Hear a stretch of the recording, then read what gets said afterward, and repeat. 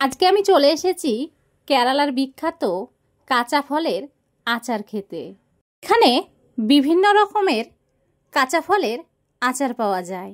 এই আচারগুলো খেতে অনেক সুস্বাদু এবং টেস্টি হয়।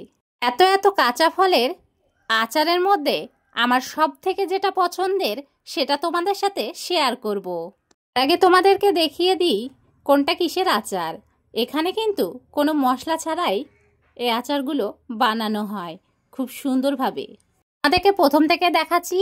ফার্স্টেই আছে কাঁচা আমের আচার, তারপরে জামরুলের আচার, তারপরে দেখতে পাচ্ছ গাজরের আচার, তারপরে পেয়ারার আচার, তারপরে দেখতে পাচ্ছ কাঁচা আমের আচার, তারপরে এটা কি নাম জানি না আমি, তোমাদের কারো জানা থাকলে বলে দিও কমেন্ট বক্সে। আর এটা ছিল গাজরের আচার, তারপরে ছিল কাঁচা ভুট্টার আচার থেকে শুরু করে আমড়া, আমলকি, তারপর পাইনাপেল, এখানে বিভিন্ন রকমের আচার আছে। তা আমি তোমাদের কাছে বলে শেষ করতে পারছি না। তো যাই হোক, আমার পছন্দের আচারটা তোমাদের সাথে শেয়ার করি চলো। আমার সব থেকে পছন্দের আচারটা হলো পাইনাপেল। একটা আমাকে দাও তাহলে। পেপার ইলে পেপার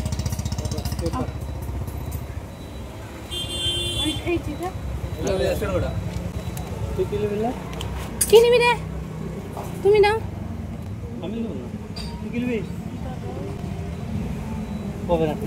ও বলবেই না, খুঁজে পাচ্ছে না।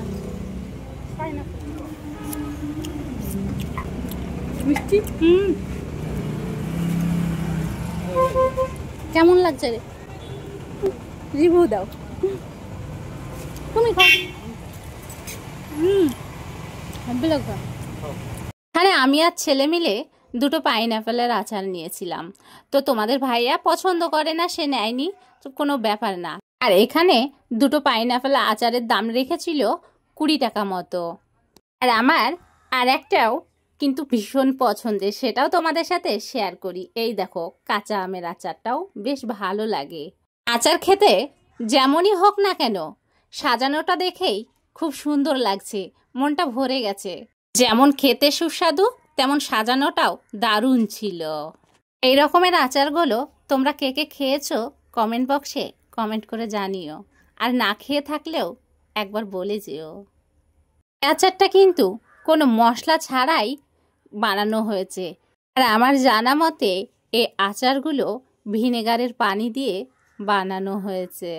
তো আজকের ভিডিও এই পর্যন্তই। সবাই ভালো থাকবে, সুস্থ থাকবে।